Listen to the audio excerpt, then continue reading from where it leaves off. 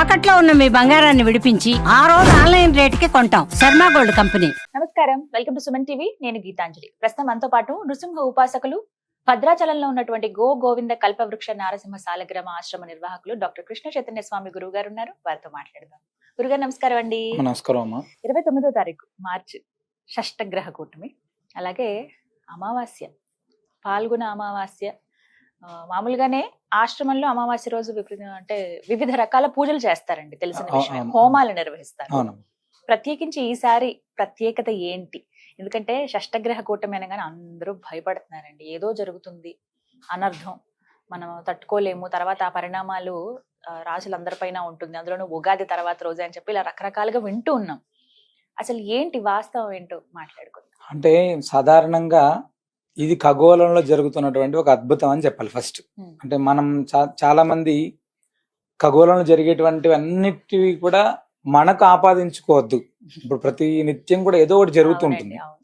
అలాంటివన్నీ కూడా ప్రతి దానికి కూడా అంటే సాధారణంగా రాజులకు, అంటే దేశాధినేతలకు సంబంధించినటువంటిది, అంటే ఒక దేశానికి సంబంధించినటువంటిది, దీనికి సంబంధించిందిగా కూడా దీని యొక్క ప్రభావం ఉంటుంది తప్ప ప్రతి ఒక్కరికి కూడా దాని ఇంపాక్ట్ ఏమవుతుందంటే అంటే ఈ రాశి వాళ్ళకి ఇలా అయిపోతుంది, చాలా ఎక్కువ ఎఫెక్ట్ అవుతుంది అనేటువంటిది కాకుండా షష్టగ్రహ కూటమి అనేటువంటిది మనం ఈ మధ్యకాలంలో 2019లో కరోనా వైరస్ వచ్చిన సమయంలో కూడా షష్టగ్రహ కూటమి ఉంది, దాని ద్వారానే ఇలా జరుగుతుంది అనేటువంటి.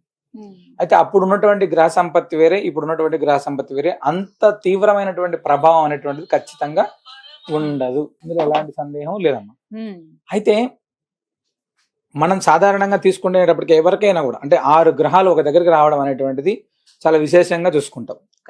సరే, 6 గ్రహాలు ఎన్ని రోజులు ఒక దగ్గర ఉంటున్నాయి అనేటువంటి తీసుకుంటే కేవలం ఒక్క రోజు మాత్రమే ఉంటుంది. 29వ తారీఖు మధ్యాహ్నం 11:30 నుంచి మరుసటి రోజు వరకు ఈ యొక్క గ్రహ సంపత్తి అనేటువంటిది ఉంటుందమ్మా. ఒక రోజు 30వ తారీఖు మళ్ళీ చంద్రుడు మారిపోతున్నాడు. అయినప్పుడు ఒక రోజు షష్టగ్రహ కూటమి, మిగతా 14 రోజులు పంచగ్రహ కూటమి ఉంటుంది. నాలుగు షష్టగ్రహ కూటమి మంచిది కాదు, పంచగ్రహ కూటమి మంచిది కాదు, 4 గ్రహాల కూటమి మంచిది కాదు అని చెప్పి మన వాళ్ళు చాలా మంది పెద్దలు చెప్తున్నారు. అయితే ఇందులో బలం అనేటువంటిది చాలా తక్కువగా ఉంది. ఇందులో చంద్రుడు అనేటువంటి వాడు కానీ ఇలాంటి అంటే రోగకారకులు ఎవరైతే ఉన్నారో వాళ్ళందరికీ కూడా అంత ఎఫెక్టివ్ గా ఎవరు లేరు. కాబట్టి దాని వలన విపరీతమైనటువంటి వ్యాధులు ఏదో ప్రబలిపోయి ఏదో అయిపోయేటువంటి అవకాశం లేదు. ఫస్ట్ అంటే మీనరాశిలో ఈ యొక్క షష్టగ్రహ కూటమి ప్రభావం చేత, అదే విధంగా సింహరాశిలో వీటి యొక్క ప్రభావం చేత కొంచెం ఆ రాశుల పైన ఈ యొక్క ప్రభావం పడేటువంటి అవకాశం ఉంది. ఎలాంటి ఆ ప్రభావం అంటే ఆర్థికంగా, లేదా అనారోగ్యానికి సంబంధించిందో, వాహన ప్రమాదాలకు సంబంధించిందో, ఇలాంటి వాటిపైన వాటి యొక్క అంటే అజాగ్రత్తతో కూడుకున్నటువంటి ఏదైనా కూడా ఖచ్చితమైనటువంటి ఇబ్బందులు ఉంటాయి అని చెప్పి మనకు పెద్దలు చెప్తారు. అది కూడా తీవ్రతరం కాదు. ఫస్ట్ ఈ షష్టగ్రహ కూటమికి సంబంధించినటువంటి ఒక వ్యాసాన్ని మధ్యకాలంలో చదివితే అందులో పెద్దలు చెప్పినటువంటి అంశాలు ఏంటంటే షష్టగ్రహ కూటమి కానీ ఈ పంచగ్రహ కూటమికి సంబంధించినటువంటి ఈ 14 రోజులు ఏవైతే ఉందో ఆ 14 రోజులు కూడా విశేషంగా విష్ణువుని ఆరాధించమని ఉంది. అంటే విష్ణువుని ఎలా ఆరాధించాలి? మన మత్స్య, కూర్మ, వరాహ, నారసింహ ఇలా ఏవైతే అవతారాలు ఉన్నాయో, విచిత్రం ఏంటంటే మనందరికీ కూడా ఈ యొక్క అది వచ్చేటువంటి కాలంలోనే మనకు ఉగాది పండుగ, శ్రీరామనవమి ఇలాంటి విశేషమైనటువంటి రోజులు ఉన్నాయి. 14వ తారీఖు దాకా మనం ఈ యొక్క పంచగ్రహ కూటమి ప్రభావం ఉంటుంది అని చెప్తున్నారు. ఆ పంచగ్రహ కూటమి ఉన్నటువంటి సమయంలో ఆ యొక్క ఎవరైతే ఇబ్బంది ఉంది అనుకునేటువంటి వాళ్ళు ఎవరైతే ఉన్నారో వాళ్ళు విష్ణు సహస్రనామాన్ని పారాయణం చేయండి. చాలా అద్భుతమైనటువంటి ఫలితం ఉంటుంది. అంటే నెగటివ్ అనేటువంటిది మన దగ్గరికి రాదు. అదే విధంగా మనం 29వ తారీఖు అంటే మామూలుగా కల్పవృక్ష నరసింహ స్వామివారి యొక్క దివ్య సన్నిధిలో ప్రతి అమావాస్య పర్వదినం నాడు విశేషంగా స్వామివారికి విశేషమైనటువంటి అభిషేకం కావచ్చు, స్వామివారికి జరిగేటువంటి హోమం కావచ్చు, గోపూజ కావచ్చు, ఈ దిష్టికి సంబంధించినటువంటి కార్యక్రమం ఇవన్నీ కూడా చాలా వైభవంగా జరుగుతాయి.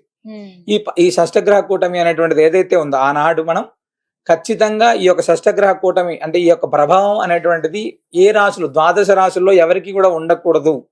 12 రాశుల్లో ఉండేటువంటి ప్రతి ఒక్కరికి ఒకరికి మంచి ఫలితం ఉంటుంది, ఒకరికి చెడు ఫలితం ఉంటుంది అనేటువంటిది ఎలా ఉందో ఎవరికి కూడా అంటే శుభాశుభ ఫలితాలు అనేటువంటివి మిశ్రమంగా ఉండి అందరికీ మంచి జరగాలి అనేటువంటి సంకల్పంతో ఈ విష్ణు సహస్రనామానికి సంబంధించినటువంటి సంపుటీకరణంగా ప్రత్యేకంగా నారసింహ హోమం చేస్తున్నాం. విష్ణు సహస్రనామంతో సంపుటీకరణం చేసి నృసింహ హోమం 29వ తారీఖు చాలా విశేషంగా మనం చేస్తున్నాం. మీకు అలా ఎవరికైనా భయం ఉంది, ఆ గోశాలలో వచ్చి విష్ణు సహస్రనామం చదువుకొని ఆ హోమంలో పాల్గొనవచ్చు, స్వామివారి అభిషేకాన్ని దర్శనం చేసుకోవచ్చు. అంటే షష్టగ్రహ కూటమి అనగానే ఏదో అయిపోతుంది అనేటువంటి భయం అయితే మనలో చాలా మందికి నిండిపోయింది. కానీ భగవద్ ఆరాధన అనేటువంటి చేసేటువంటి వాడికి ఈ యొక్క ప్రభావం చాలా తక్కువగా ఉంటుంది. మన 2019లో కరోనా విపత్కర పరిస్థితి వచ్చినప్పుడు కూడా వందల వేలాది లక్షలాది మంది చనిపోయి ఉన్నారు. కానీ ఆధ్యాత్మికంగా ఉండేటువంటి వాళ్ళు కావచ్చు, కష్టపడి పనిచేసేటువంటి వాళ్ళు కావచ్చు, ఇలా చాలా మంది భగవద్భక్తిలో ఉండేటువంటి వాళ్ళు కావచ్చు, అందరూ చాలా బ్రహ్మాండంగా ఉన్నారు కదా. మన మనసు మంచిగా ఉండాలి, మనం నలుగురికి సహాయం చేసేటువంటి విధంగా ఉండాలి. ఇవన్నీ కూడా ఖచ్చితంగా మనం పుణ్యంగా భగవంతుడు పరిగణించి మంచి చేసేటువంటి అవకాశాలు ఎక్కువగా ఉంటాయి. అది ఒకటి తెలుసుకోవాలి అందరూ కూడా. తప్పకుండా భయం అనేది చాలా మందిలో నిండిపోయిందండి. అవును, ప్రత్యేకించి ఇందాక మీరు అన్నట్లుగా కొంతమంది మీద అది కూడా కొంతవరకే ప్రభావం అవును, ఉంటుంది అవును, అని అవును. చెప్పి. ఇంకా అంటే ఇళ్ల దగ్గర ఏం చేయొచ్చండి ఆ రోజు? అంటే సాధారణంగా అమావాస్య ఆ రోజు గ్రహణం కూడా ఉందని అంటున్నారండి. అసలు గ్రహణం అంటే మన దేశంలో ఎలాంటి గ్రహణం లేదమ్మా. బయట దేశాల్లో గ్రహణం ఉంది. అంటే ఏ దేశంలో ఉన్నా మనకు వర్తిస్తుంది అనేటువంటిది అబద్ధం. ఎందుకంటే మన దేశంలో లేనటువంటి గ్రహణానికి మనం నియమం పాటించక్కర్లేదు. ఎందుకు ఉదయం కావచ్చు, సాయంత్రం కావచ్చు, ఇలా రెండు ఉన్నాయి కాబట్టి. కానీ అదే సమయంలో ఉంది కాబట్టి దాని యొక్క ప్రభావం ఇంకా అధికంగా ఉంటుంది అనేటువంటి దాన్ని మనం పెద్దలు చెప్పేటువంటి దాంట్లో. కానీ ఆధ్యాత్మికతలో ప్రతి ఒక్క దానికి ఖచ్చితంగా సొల్యూషన్ ఉంటుంది. భగవంతుడు అనేటువంటి వాడు ఒక మంచి ఒక చెడు వ్యవహారాలు చూస్తున్నప్పుడు మంచి మార్గాన్ని అనుసరించడానికి 100 రకాలైనటువంటి మార్గాలను ఇస్తుంటారు. మనకి పెద్దలందరూ కూడా ఎన్నో రకాల పరిహారాలు చెప్పారు, ఎన్నో రకాల పూజలు చెప్పారు, స్తోత్రాలు చెప్పారు.